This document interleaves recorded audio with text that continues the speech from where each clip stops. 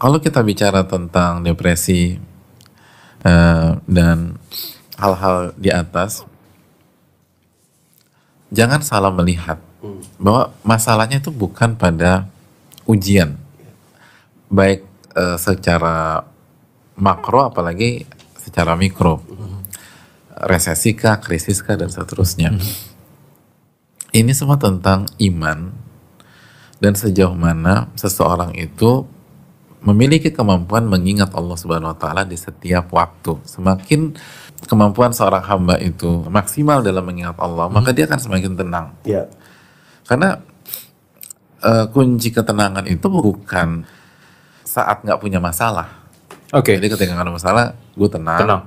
Begitu ada masalah, gue galau atau gue depresi. Bukan itu. Atau kunci ketenangan itu bukan sehat. Bukan. Kalau sakit, gue galau, gue depresi. Kalau sehat, gue tenang. Enggak. Kunci ketenangan itu zikir. Ala bidzikrillahi tatmainnul qulub. Ketahuilah dengan mengingat Allah, hati jadi tenang. Ar-Ra'd ayat 28. Jadi seberat apapun ujian seseorang, kalau dia mengingat Allah, dia akan tenang. Dia akan tenang. Ya kalau kita butuh handphone, kita butuh gadget, kita akan pergi ke Roxy atau ITC. Karena itu tempatnya, mereka punya stok itu. Mereka punya stok itu. Ketenangan itu yang punya itu Allah. Jadi jangan cari ke makhluk. Allah berfirman dalam surat Al-Fatah ayat 4, huwaladzi anzala sakinata fi qulubil mu'minin. Dialah Allah yang menurunkan ketenangan ke dalam hati. Hatinya siapa? Orang-orang beriman. Jadi ketenangan itu milik Allah. Allah masukkan ke dalam hati-hati orang-orang yang beriman. Jadi kalau mau tenang, kita harus beriman dan kita harus minta kepada Allah Subhanahu wa Ta'ala. Makanya kan dalam sebuah ayat dalam surat Ali Imran ayat 173, Allah menceritakan tentang sebuah case, alladzina qala lahumun nas innan nasa qad jama'u lakum fakhshawhum fazadahum imana wa qalu hasbunallahu wa ni'mal wakil. Alladzina qala lahumun nas, yaitu orang-orang yang pada saat itu mereka sedang dikepung oleh musuh. Dikepung oleh musuh atau berhadapan dengan musuh yang besar. Lalu dalam kondisi demikian ada orang-orang yang memberikan kalimat-kalimat negatif dan kalimat-kalimat pesimis untuk nakut-nakutin mereka. Jadi ada orang-orang bilang innan nasa qad jama'u lakum fakhshawhum. Ini manusia udah berkumpul untuk menyerang kalian, maka takutlah kepada mereka. Jadi memang dalam case tersebut ada orang-orang yang untuk ngancurin mental, ngancurin optimisme, ini pada ngumpul loh, dan semua ingin nyerang kalian.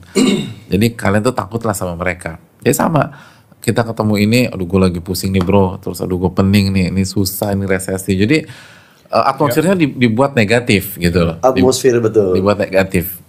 Jadi itu udah ada dari zaman dulu. Lalu apa kata mereka? Fazadahum imana.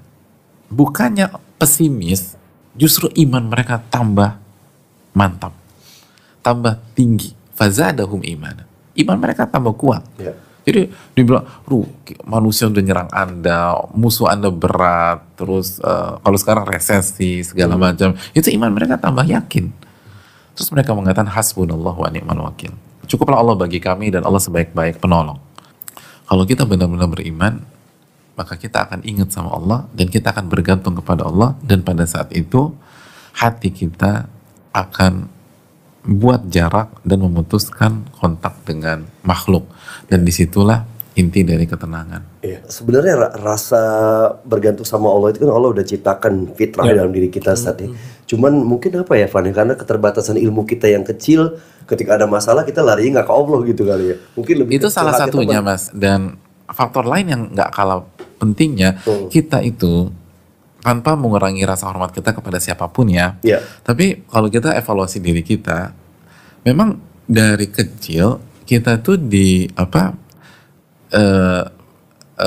terkondisikan untuk ke makhluk terus. Oh. Dari situ Allah. Ya orang tumbuh dengan dengan masa kecilnya dan dengan kesehariannya. Coba kita dari kecil kan diarahkan ke si A, ke si B, ke si C. Kecuali yang dirahmati oleh Allah. Kecuali ada anomali, ada. Dikit-dikit ke Allah, dikit-dikit ke Allah dan seterusnya. Dulu ada salah satu ulama menceritakan kondisi di masa klasik. Ada seorang anak, kalau bahasa kita nih, diajak bandel gitu loh. Mungkin kalau sekarang diajakin jajan atau beli sesuatu yang nggak boleh sama ortunya, sama bokap nyokapnya nggak boleh. Udah deh om, misalnya om traktir deh kamu gini, tahu nih mamanya nggak membolehkan dia makan itu. Pernah ngalamin kayak gitu nggak sih dulu waktu kita kecil? Pernah. Sering ya. Nggak boleh makan apa dulu kemarin? Dulu nggak boleh makan apa mas ini? Coklat, permen, ompong gigi waktu itu sama ibu nggak habis. Terutama kalau lagi ada tamu tuh, saya suka ngambil makanan tamu, Ustaz. Bikin malu. Kayak gitu. Kesempatan nih, Ustaz. Kesempatan ya. Karena kalau nggak ada tamu, coklat nggak pernah dibuka ya. Nggak pernah disadarkan. Tapi pernah dirayu sama temen atau sama om atau tante di belakang nyokap bokap ya, untuk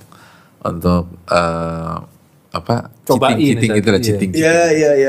Ya macam-macam suka. Ya kadang-kadang suka diajarin bandel. Terus gimana responnya mas dulu?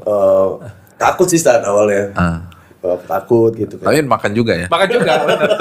Apalagi es ya, es tuh ya. Ya kan es ya? Es tuh batu-batu, kalau di rumah nggak boleh. Kalau ke rumah tante tuh nggak apa-apa, nggak ada mama. Iya, itu dia tuh sering banget tuh. Nggak ada mama. Nggak ada mama. Iya betul. Nah, dulu ada dalam sebuah case di era klasik itu ada anak kecil ditawarin begitu. Jawabannya apa? Jawabannya gini, aku punya perjanjian dengan Allah dan aku nggak mau menyelisih perjanjian tersebut.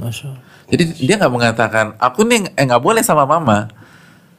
Pak, mamaku tuh larang, gitu loh. Walaupun mama nggak ada, tapi aku nggak mau menyelisihi perjanjiannya. Itu aja, kalau anak kecil ngomong gitu, kita udah terharu biru. Ya Allah nih anak soleh banget ya, nggak ada mamanya, tapi dia bisa ngomong gitu.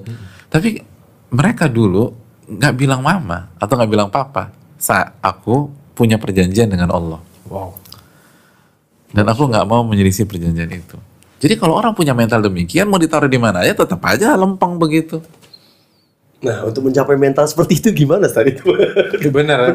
Edukasi setiap hari, Mas Teni, dan dilatih setiap hari. Apalagi kalau kita nggak dibangun dengan pondasi seperti itu ya harus restart lagi, harus bertobat, beristighfar, dan mulai melatih diri kita. Apapun episode takdir kita kembalikan ke Allah Subhanahu Wa Taala.